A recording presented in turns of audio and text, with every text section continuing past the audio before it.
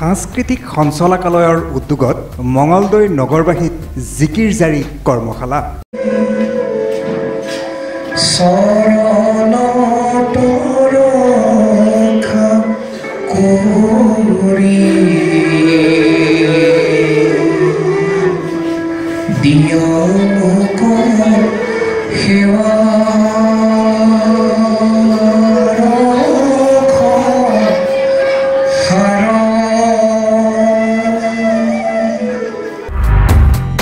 জিকিৰ জাৰিত হিজাবৰ দৰে মধ্যপ্ৰাচ্যৰ পোছাক প্ৰৱেশ অবাঞ্ছনীয়।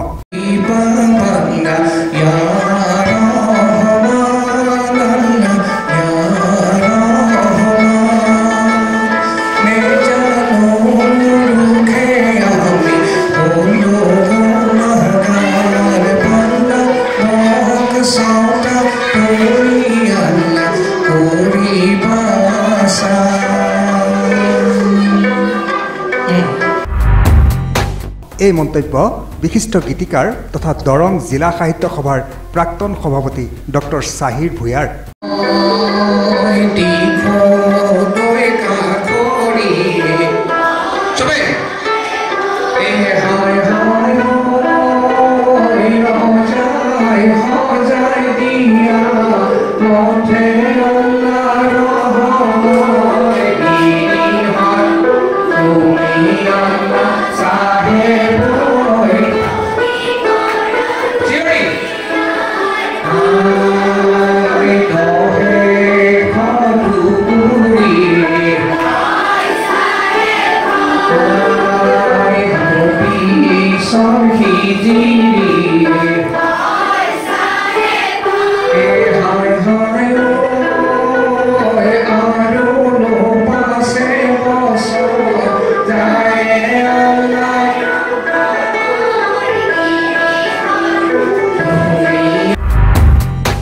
অসম চৰকাৰৰ সাংস্কৃতিক সঞ্চালকালয়ৰ উদ্যোগত সমন্বয় মঞ্চ অসম আৰু জিকিৰ জাৰি চৰ্চা গৱেষণা মঞ্চ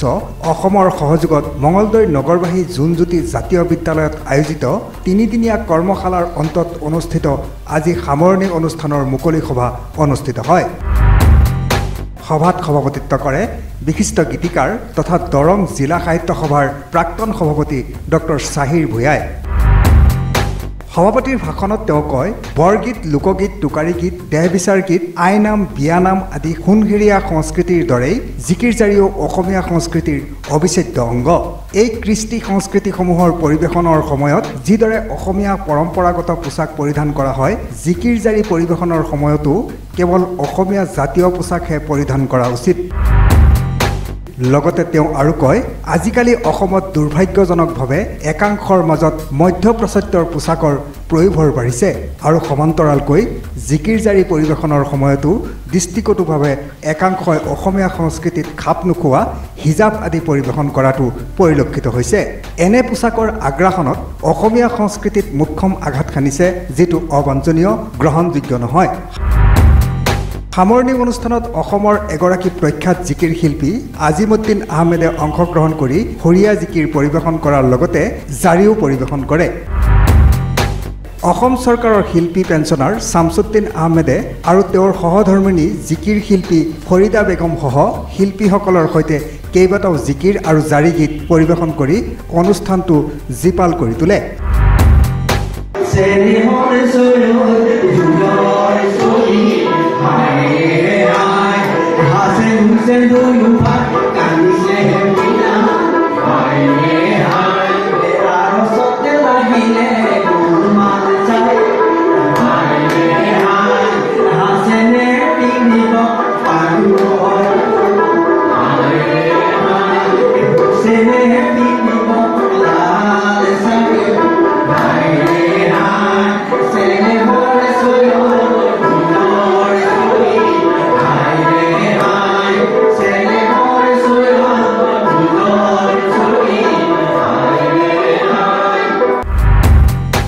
চৰাইবাহী মহাবিদ্যালয়ৰ সহকাৰী অধ্যাপিকা ডক্টৰ নাজমা বেগমে মনোজ্ঞ ভাষণ দিয়া অনুষ্ঠানটিত অসম আৰক্ষীৰ এগৰাকী বিষয়া ফচিউৰ ৰহমানে জিকিৰ গীত পৰিৱেশন কৰি সকলোকে আপ্লুত কৰে। আমাৰ সময় কম বুলি উদ্যোক্তাসকলে কৈছে আৰু তোমালোকে জানানে আজি তোমালোকৰ সন্মুখত মঞ্চত যিসকল জিকিৰ শিল্পী বহি আছে এখেতসকল বহুত ডাঙৰ ব্যক্তি তেখেতসকলৰ দ্বাৰা মই একোৱেই নহয় মই কেৱল পঢ়াবলৈহে জানো মই কলেজত ডাঙৰ ডাঙৰ ল'ৰা ছোৱালীক পঢ়াওঁ তোমালোকতকৈ অকণমান ডাঙৰ ল'ৰা ছোৱালীক পঢ়াওঁ মই সিমানখিনি জানো কিন্তু মই কিছু অধ্যয়ন কৰি কিছু জানিব পাৰিছোঁ কিন্তু তেখেতসকলে কি কৰিছে দেহেকেহে খাটি আছে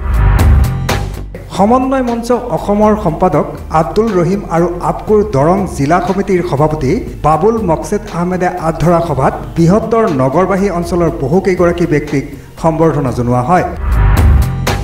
এই অনুষ্ঠানতেই কৰ্মশালাত অংশগ্ৰহণ কৰা প্ৰশিক্ষাৰ্থী ছাত্ৰ ছাত্ৰীসকলক বিশিষ্ট লোকৰ হাতেৰে একোখনকৈ প্ৰমাণপত্ৰ বিতৰণ কৰা হয় প্ৰথম কথা জিকিৰটো আজান পীৰ চাহেবে অকল মুছলমানৰ বাবে লিখা নাছিলে এইটো হিন্দু মুছলমান মানৱ জাতিৰ কাৰণে আহিছে আজান পীৰ চাহেবে এই জিকিৰ হৈছিলে কোৰাণ কিতাপত পায় কোৰাণখন যিহেতু মানৱ জাতিৰ কাৰণে আহিছে জিকিৰখিনিও গোটেই মানৱ জাতিৰ কাৰণে আহিছে আমি এইটো নো ডাউট এইটো মাজতে লাষ্ট 10 বছৰ জিকিৰৰ জনপ্ৰিয়তা অলপ হ্ৰাস পাইছিলে কিন্তু আমি আশাবাদী আগলৈ এনেকৈ কৰ্মশালাৰ যোগেদি জিকিৰ আমাৰ মাজত জনপ্ৰিয় হৈ আহিব এইখন অসম আমাৰ অসম ইয়াৰ তুলনা নাই সম্প্ৰীতিৰ সংহতিৰ আৰু মিলনৰ গীতে মাতে অনেক সুৰীয়া শব্দেৰে মুখৰিত হৈ আছে অসমৰ আকাশ বতাহ এই শক্তিমন্ত ঐতিহ্য এক অতুলনীয় পৰিৱেশ সৃষ্টি হৈছিল শংকৰ মাধৱৰ কীৰ্তন নাম ঘোষাৰ সুৰ আৰু আছে আজান পীৰৰ অমিয়া মাধুৰীখনা জিকিৰৰ সুৰে সুৰে আমি অসম চৰকাৰৰ উদ্যোগত সমন্বয় মঞ্চ অসম আৰু জিকিৰ জাৰি চৰ্চা গৱেষণা মঞ্চৰ অসমৰ সহযোগত 21 তাৰিখৰ পৰা জিকিৰ জাৰি কৰ্মশালাখনি আয়োজন কৰিছিলোঁ আজি 30 তাৰিখে সামৰণি অনুষ্ঠানখনি আমি সুকলমে বৰ্তমান চলি আছে আমি যিখিনি শিৱসাগৰ নাজিৰা গোলাঘাট সকলো ঠাইৰ পৰা আমাৰ শিল্পী আহি উপস্থিত হৈছে আমি সেই শিল্পীৰ দ্বাৰা আমি জিকিৰ জাৰি পৰিৱেশন কৰাইছোঁ আৰু যিসকল প্ৰশিক্ষাৰ্থী আছে প্ৰশিক্ষাৰ্থীও শিৱসাগৰ নাজিৰাৰ পৰা আহিছে গোলাঘাটৰ পৰা আহিছে আমাৰ হাজোৰ পৰা আহিছে আমাৰ ইছলামপুৰৰ পৰা আহিছে মঙলদৈ সকলো শিল্পীয়ে ইয়াত জিকিৰ শিক্ষা গ্ৰহণ কৰিছে আৰু যিখিনি শিল্পীৰ দ্বাৰা আমি শিকাইছিলোঁ সেই শিল্পীখিনি আজি ইয়াত জিকিৰ পৰিৱেশন কৰিছে তাক লৈ আমি যেহেতু অসমত জিকিৰ জাৰি লুপ্ত পাবলৈ ধৰিছে সেই লুপ্ত পাবলৈ ধৰাৰ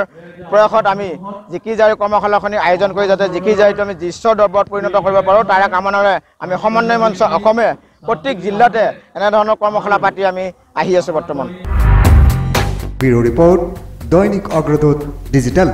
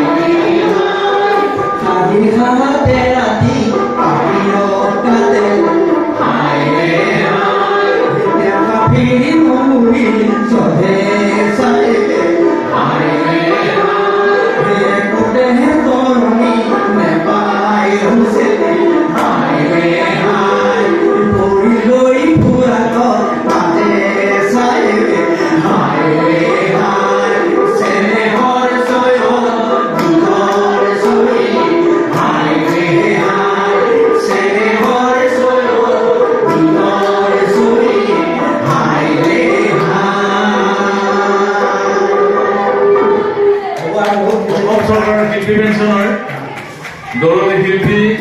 মাননীয় শামসুদ্দিন আহমেদ আৰু তেখেতৰ সহকৰ্মী শিল্পী ফৰিদা আহমেদ ডাঙৰীয়া আৰু সংগীবৃন্দলৈ আমি ধন্যবাদ জনাইছোঁ। দুটি জিকিৰ আৰু এটি জাৰি গীতেৰে অনুষ্ঠান জীপাল কৰি তুলিলে আৰু প্ৰকৃতাৰ্থত আজিৰ এই কৰ্মশালাখনৰ এটা অবিচ্ছেদ্য অংগ এই পৰিৱেশন, তাৰ বাবে তেখেতসকলক আমি ধন্যবাদ জনাইছোঁ। এতিয়া আমাৰ মাজলৈ অসমৰ এগৰাকী প্ৰখ্যাত জিকিৰ শিল্পী, অসমৰ ইমূৰ সিমূৰ তেওঁ ভ্ৰমি ফুৰে, আমাৰ অতি পৰিচিত চিনাকি মাননীয় আজিমুদ্দিন আহমেদ আহি পাইছে বুলি আমি খবৰ পাইছোঁ। লগতে আৰু কেইবাগৰাকীও গণ্য মান্য শিল্পী আহি পাইছে। তেখেতসকলক আদৰি আনি ইয়াত চিনাকি কৰি দিব আৰু আমাৰ উদ্যোক্তাসকলে তেওঁলোকক ফুলাম গামোচাৰে আদৰিব। এই পৰ্ব সমাপন কৰিবৰ কাৰণে আমি উদ্যোক্তাসকলক আহ্বান জনালোঁ।